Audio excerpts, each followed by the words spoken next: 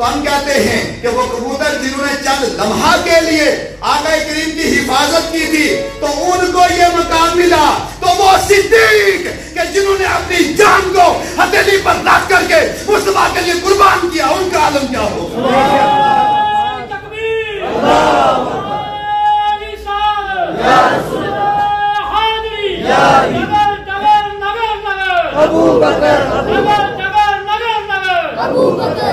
پھر آگے پہنچے، جب دیکھا کہ اور تھوڑا آگے پہنچے، نبی پاک کے پیچھے چلنا شروع کر لیا، پھر تھوڑا اور آگے پہنچے، تو جب دیکھا کہ دشمن ادھر سے حملہ آگے کرے گا تو صدیق اکبر نے خیال کیا کہ کہیں ایسا نہ ہو سامنے سے دشمن آگے حملہ کر دے، تو فوراً سامنے آ جاتے تھے۔ جب تصور کرتے تھے کہ دائیں جانب سے حملہ ہونے والا ہے یا ہو سکتا ہے دائیں جانب سے کوئی حملہ کر دے، تو وہ دائیں جانب چلنا شروع کر لیتے، پھر بائیں جانب چلنا شروع کر لیتے، اور جب دیکھتے کہ آقا کریم صلی اللہ علیہ وسلم چل رہے ہیں اور چلتے ہوئے سرکار تھک چکے، صدیق اکبر مصطفیٰ کو اٹھاتے اپنے کندھے پر رکھ کر چلنا شروع کر دیتے۔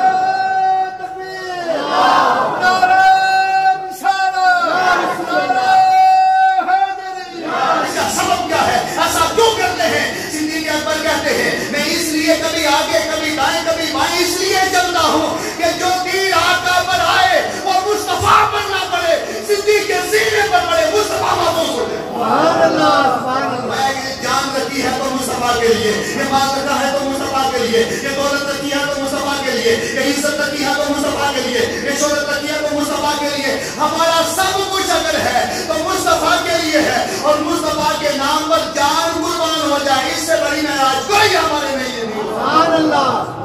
آپ وہ منظر دیکھیں جب صدیق اکبر نے نبی پاک کو اپنے کندھے پر لیا، تو کندھے پر لینے کے بعد جب سرکار کا ایک پاؤں مبارک اس طرف ہے، ایک پاؤں مبارک اس طرف ہے، تو صدیق اکبر رضی اللہ عنہ کبھی مصطفیٰ کے دایاں پاؤں کو بوسہ دیتے ہیں، کبھی بایاں پاؤں کو بوسہ دیتے ہیں، اور کبھی مصطفیٰ کے ہاتھ کو بوسہ دیتے ہیں۔ سبحان اللہ۔ غائب سے آواز آئی اور آواز یہ تھی، اے ابو بکر اپنی قسمت کے اوپر ناز کرو، اللہ نے جو آپ کو نعمت عطا فرمائی ہے نہ آپ سے پہلے کسی کو ملی ہے نہ آپ کے بعد کسی کو ملی ہے۔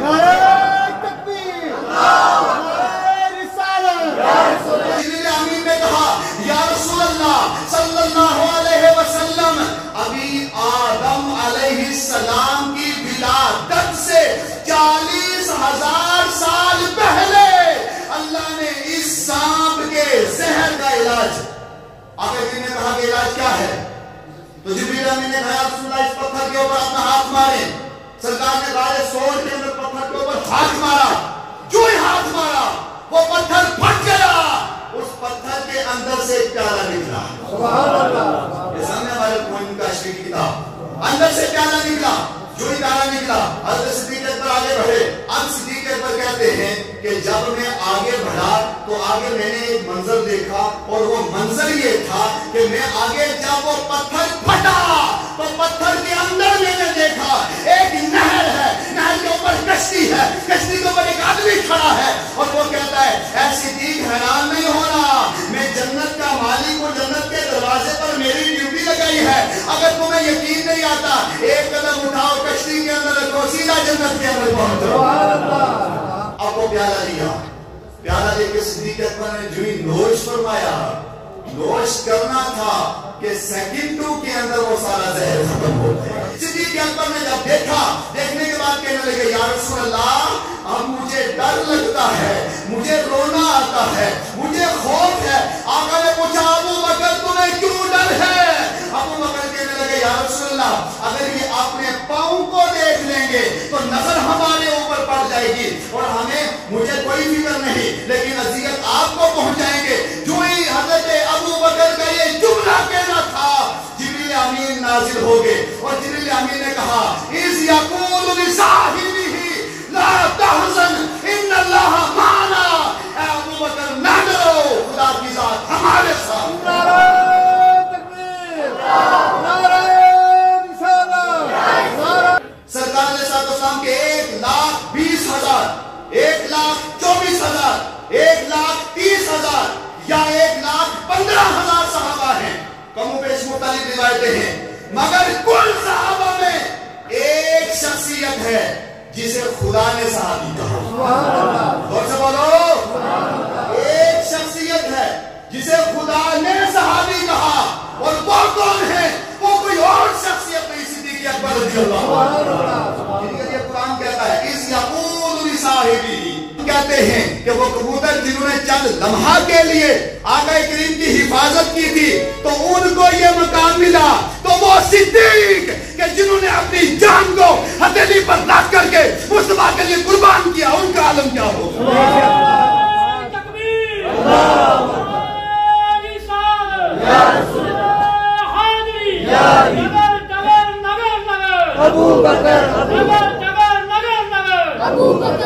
حضرت سیدنا صدیق اکبر رضی اللہ عنہ سرکار علیہ السلام مکہ شریف میں تشریف فرما ہیں, اور جب کفار نے سرکار علیہ السلام پر ظلم و تشدد کرنا شروع کیا, پریشان کرنا شروع کیا, اذیت دینا شروع کیا,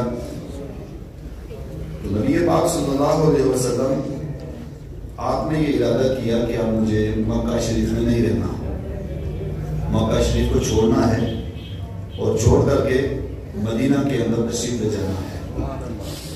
جب آپ نے اذیت اور یہ سارا سلسلہ کفار کی طرف سے دیکھا تو اس وقت آپ نے ایک موقع پر حضرت سیدنا صدیق اکبر رضی اللہ عنہ کو اشارتاً فرمایا کہ ہم نے اچانک سفر کرنا ہے, ہجرت کرنی ہے اچانک, اب انتظار اس بات کا ہے کہ اللہ کی طرف سے وحی آئے تو ہم ہجرت کریں, مگر آپ نے پہلے ہی اشارہ دیا صدیق اکبر کو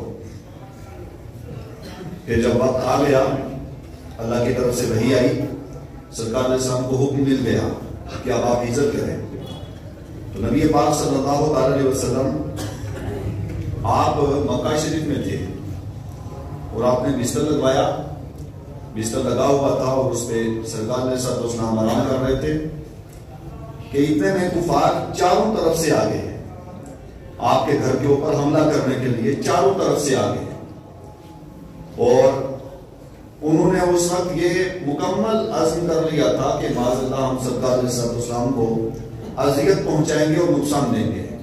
اس ارادے سے آ کر کے سرکار علیہ السلام کا وہ مکان مبارک کو پورا گھیر لیا تھا کفار نے.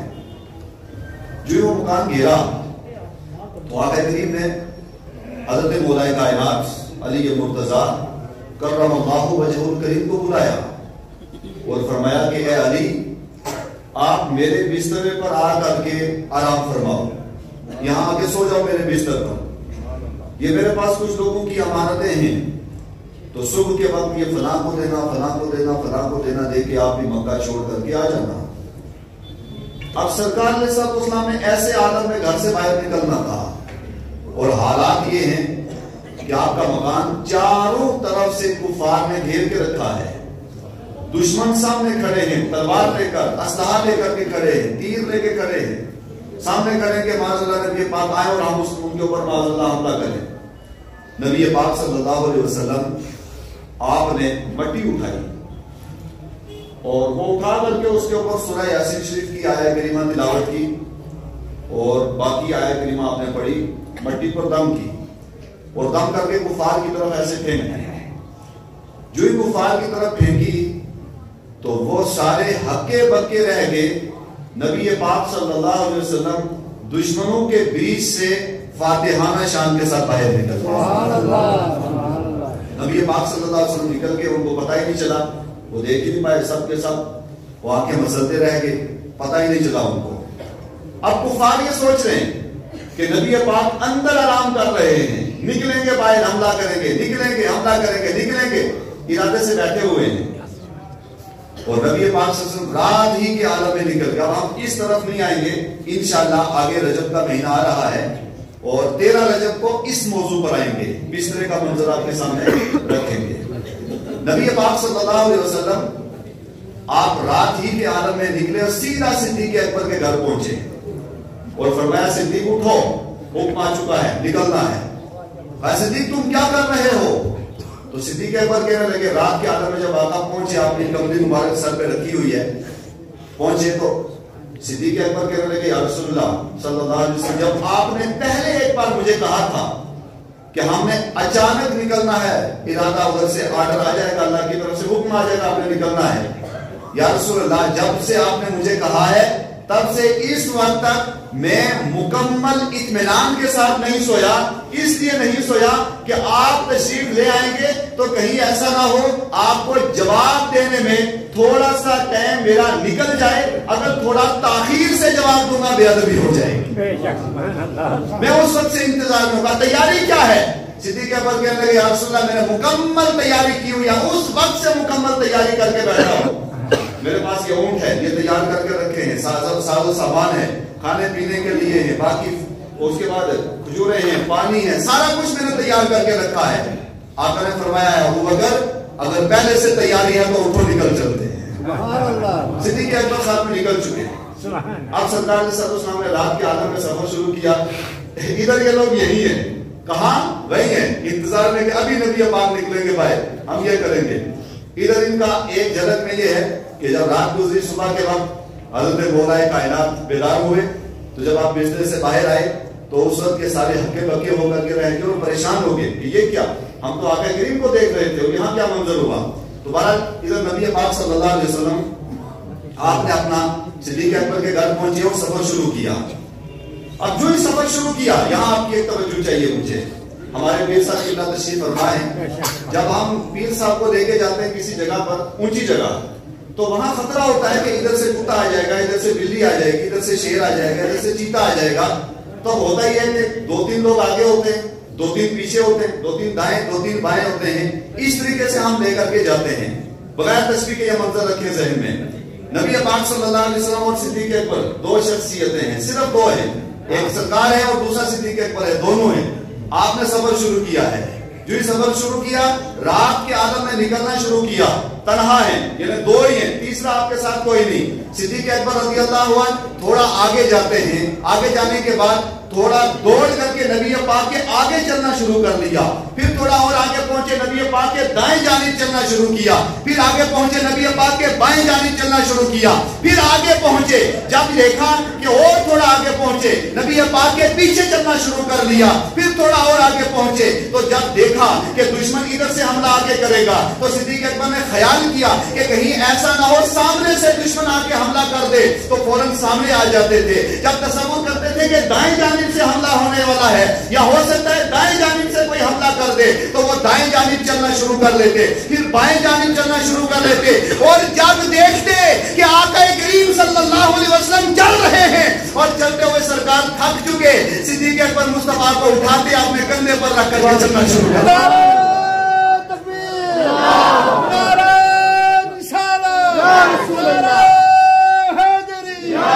گلی گلی نگر نگر گلی گلی نگر نگر.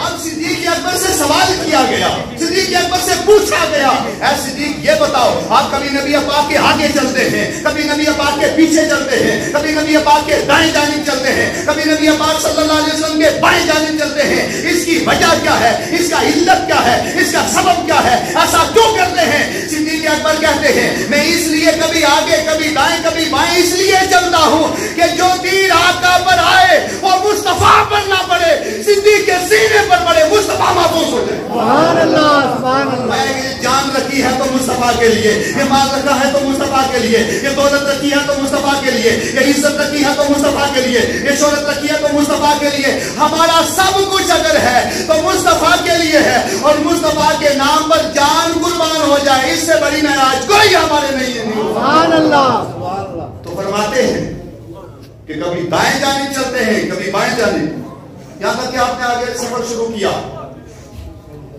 اور چلتے چلتے یہاں تک کہ غار ثور آپ نے دیکھا ہوگا. اللہ تعالیٰ وہ بہار سب کو بار بار نصیب فرمائے. اب آپ دیکھیں مکہ شریف کہاں ہے اور کہاں غار ثور ہے. حاجی صاحب ذرا تصور تو رکھو نا, تھوڑا دماغ لے جاؤ, دھیان لے جاؤ, تصور کرو سامنے کیسا منظر ہوگا, کیسا عالم ہوگا. اور آگے روایت کے اندر آتا ہے کہ جب سرکار علیہ السلام چلنا شروع کیا اور صدیق اکبر نے دیکھا کہ سرکار علیہ السلام تھک چکے ہیں اور پاؤں مبارک کے اوپر سوجن آ چکی ہے. اب ایک منظر اور رکھنا چاہتا ہوں پوری توجہ کے ساتھ, آپ ایک منظر اور رکھنا چاہتا ہوں آپ کے سامنے. کیا منظر ہوگا؟ डूब जाए उस मंजर में। और देखें इधर गारे सौर का ये रास्ता है और तकरीबन ऐसे चलना शुरू करना पड़ता है इंसान को, बिल्कुल खड़ी चढ़ाई है, यहां से चलना टॉप पर पहुंचना है। हमारे यहाँ मिसाल समझानी है आपको, बात भी समझ में आ जाए।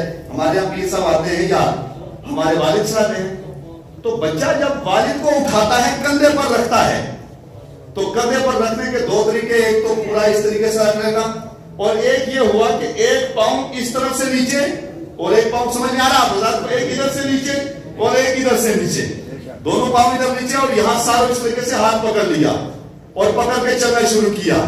आप वो मंजर देखें जब सिद्दीक अकबर ने नबी पाक को अपने कंधे पर लिया, तो कंधे पर लेने के बाद जब सरकार का एक पाँव मुबारक इस तरफ है, एक पाँव मुबारक इस तरफ है, तो सिद्दीक अकबर रज़ी अल्लाहु अन्हु कभी मुस्तफा के दायां पाँव को बोसा देते हैं, कभी बायां पाँव को बोसा देते हैं, और कभी मुस्तफा के हाथ को बोसा देते हैं। सुभान अल्लाह, सुभान अल्लाह। उठा करके ले जाना शुरू किया, यहां तक कि आपने सफर शुरू किया और आप पहुंच चुके हैं गार के अंदर।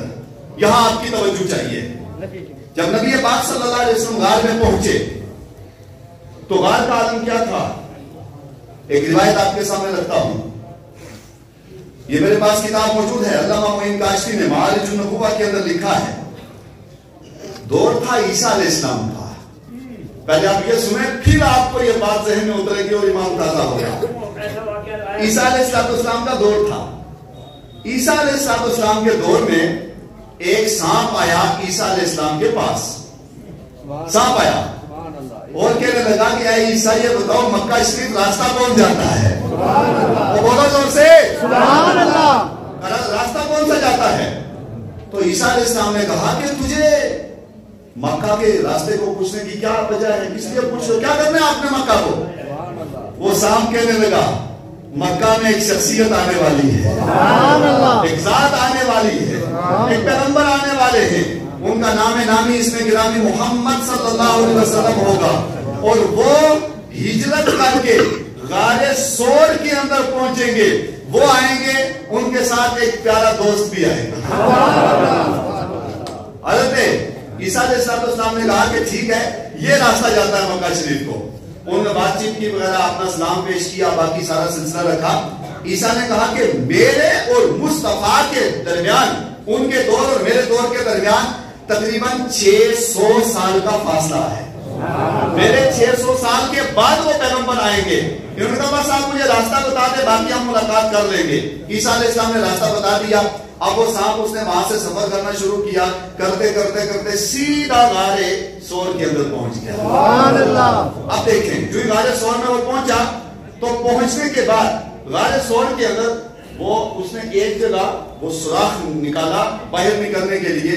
एक जगह सुराख किया, दूसरी जगह, तीसरी जगह, चौथी जगह, यहां तक कि अल्लामा मोइन काशफी ने लिखा है कि 70 सुराख किए उस सांप ने। 70 सुराख किए। 70 सुराख करके वो अब बैठा है इंतजार में कि वो पैगंबर आएगा, मैं उनसे मुलाकात करूंगा। जोर से बोले सुभान अल्लाह। बताता हूं, इधर सैयदना सिद्दीक अकबर तशरीफ ले आए रात के आलम में। ये रात में मंजर चल रहा है। आए रात के वक्त और आकर के पहुंचे गार के अंदर। सरकार ने सलाम को अपने कंधे से उतारा और सरकार को कहा, या रसूल आप यहाँ तशरीफ रखें, मैं पहले अंदर जाता हूँ, गार को साफ करता हूँ। सिद्दीक अकबर अंदर गए और जाकर के गार को साफ किया, पूरा गार साफ किया।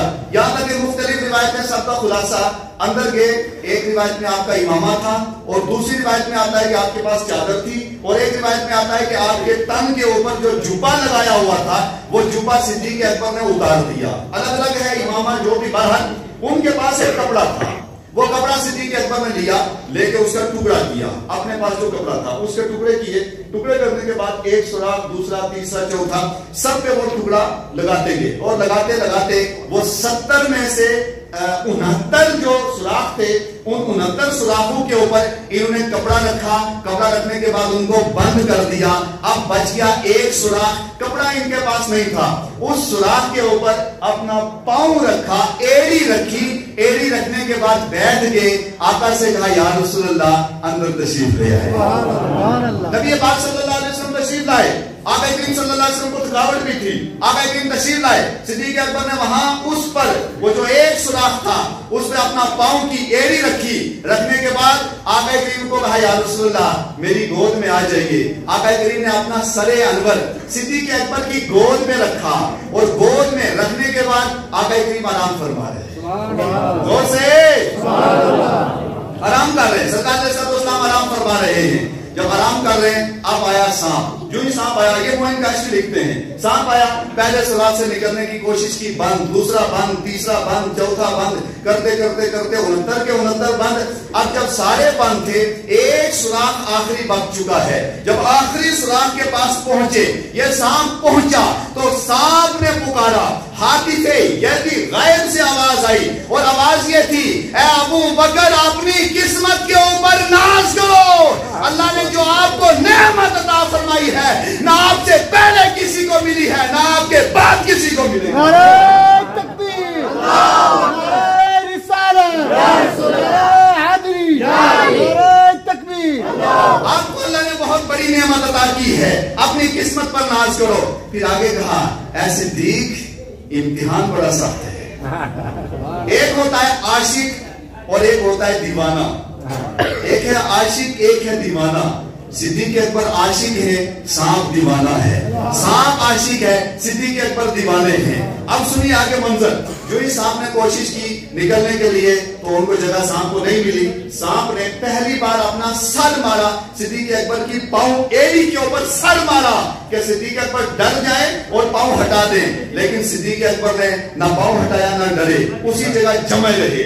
دوسری بار پھر سر مارا، تیسری بار سر مارا، جب تینوں بار صدیق اکبر نے پاؤں نہیں ہٹایا، چوتھی بار سانپ نے اپنے دانت سے صدیق اکبر کے پاؤں کو پکڑا اور دانت لگایا، جو ہی دانت لگایا اس کا زہر صدیق اکبر کے اندر چلا گیا، جو ہی جسم کے اندر گیا اب وہ جسم کے اندر سے ایک دم زہر پھیل گیا، جو ہی زہر پھیلا، زہر پھیلتے پھیلتے جب کافی پھیل چکا اس وقت صدیق اکبر کی آنکھوں میں آنسو آ گئے، جو ہی آنسو آئے آقا تشریف فرمائے، آرام کر رہے ہیں، گود کے اندر سر انور رکھ کر کے آرام کر رہے ہیں۔ علامہ معین کاشفی لکھتے ہیں کہ جب صدیق اکبر کی آنکھوں میں آنسو آئے وہ آنسو مصطفیٰ کے چہرے پر پڑے، آقا بیدار ہو گئے اور فرمایا صدیق رونے کی وجہ کیا ہے، رونے کی علت کیا ہے، رونے کا سبب کیا ہے؟ تو صدیق کہنے لگے یا رسول اللہ صلی اللہ علیہ وسلم سانپ نے اس قدر ڈھنس دیا ہے کہ اب میں اس زہر کو برداشت نہیں کر سکتا، اب وہ زہر میری برداشت سے باہر نکل چکا ہے۔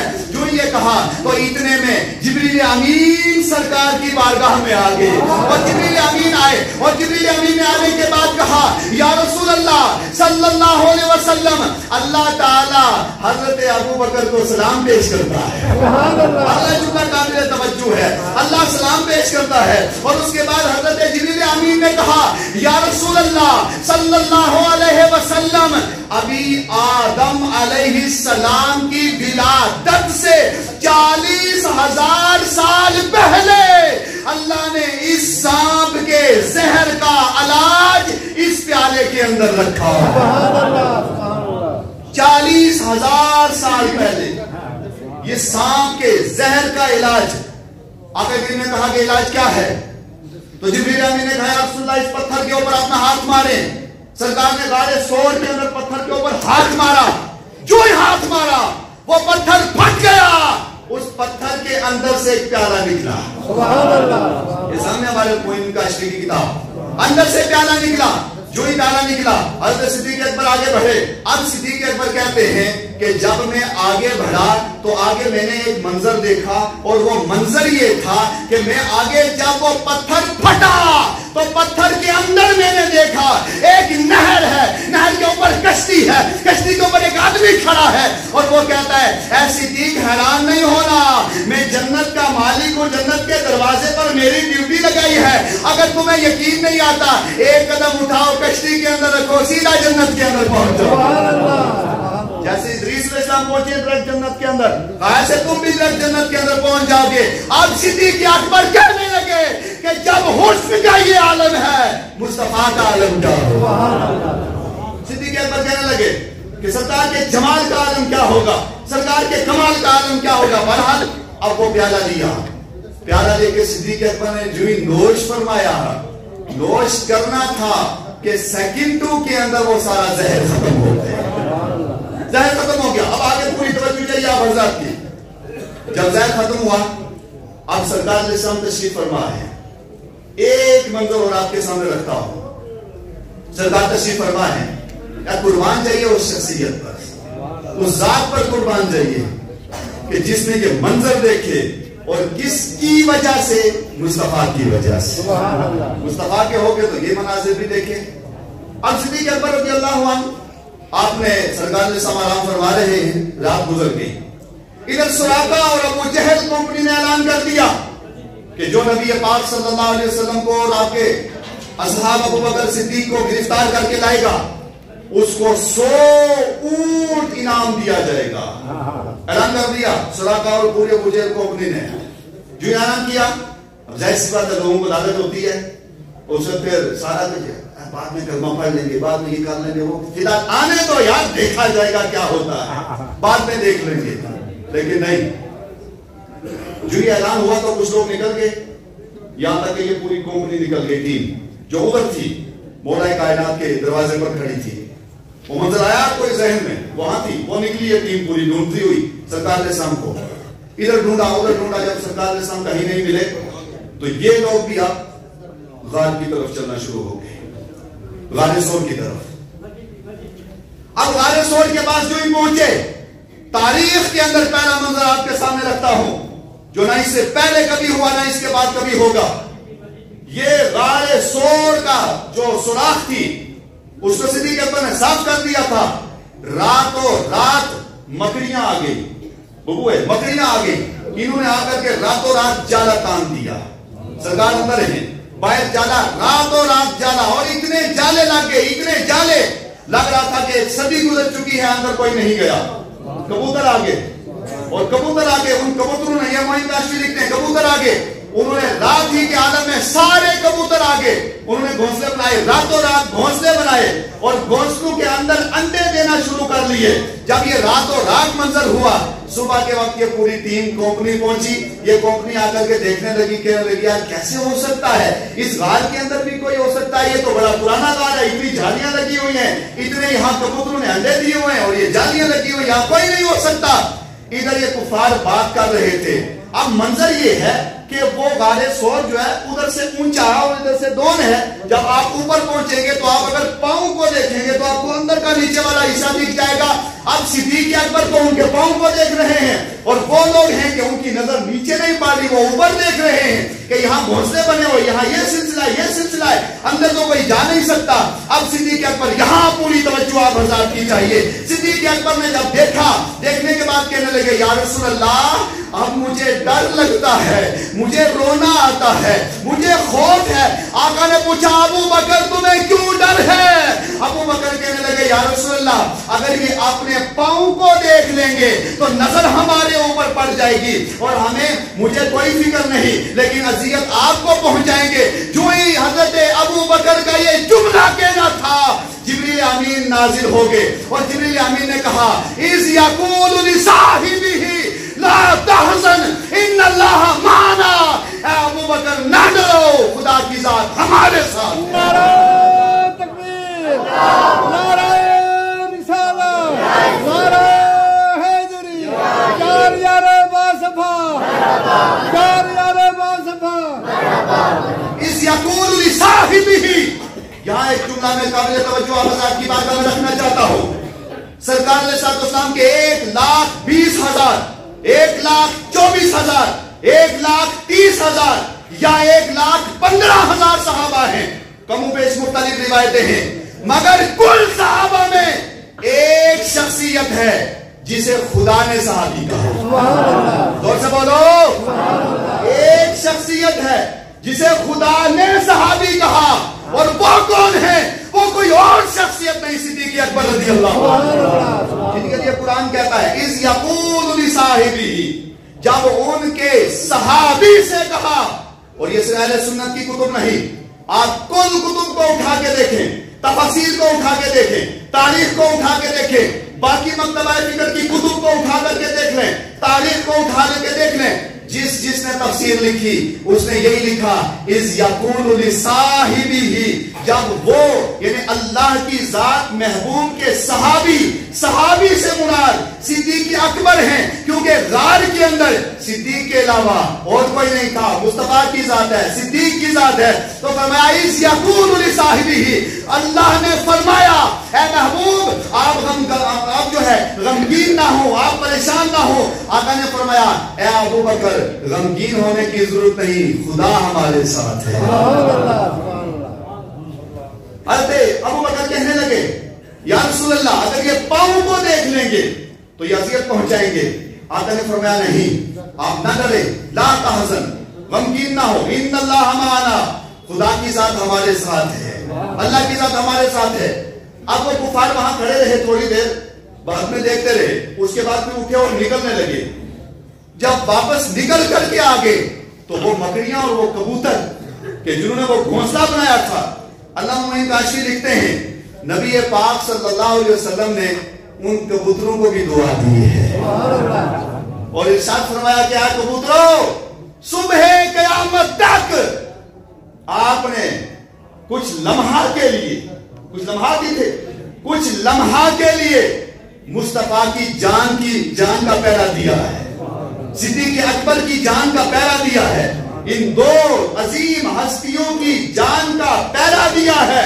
दुआ में आका ने फरमाया ऐ कबूतरों, तुम्हें और तुम्हारी आने वाली कयामत तक की नस्ल को अल्लाह ताला दुश्मनों से बचाएगा, आफतों से बचाएगा, हमले से बचाएगा। कोई आपको गिरफ्तार नहीं, वो पकड़ नहीं पाएगा, ज़िबा नहीं कर पाएगा, शिकार नहीं कर पाएगा, कोई आपको नुकसान नहीं दे पाएगा। तो हम कहते हैं कि वो कबूतर जिन्होंने चंद लम्हा के लिए आका करीम की हिफाजत की थी तो उनको ये मकाम मिला, तो वो सिद्दीक के जिन्होंने अपनी जान को हथेली पर रख करके मुस्तफा के लिए कुर्बान किया, उनका आलम क्या होगा।